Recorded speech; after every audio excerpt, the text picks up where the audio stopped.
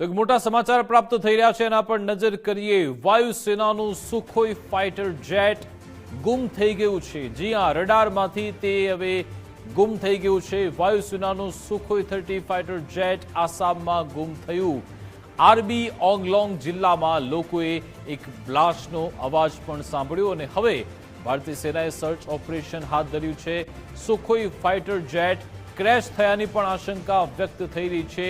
Indian એરફોર્સનું Sukhoi 30 MKI fighter jet રડારથી બહાર ગયું અને હવે તેનો સંપર્ક થઈ શક્યો નથી।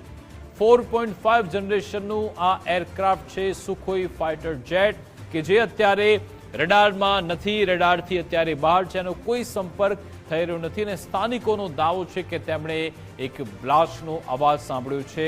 શું આ પ્લેન ક્રેશ થઈ ગયું છે તે એક મોટા સમાચાર છે, એ અંગે અત્યારે ચર્ચાઓ થઈ રહી છે।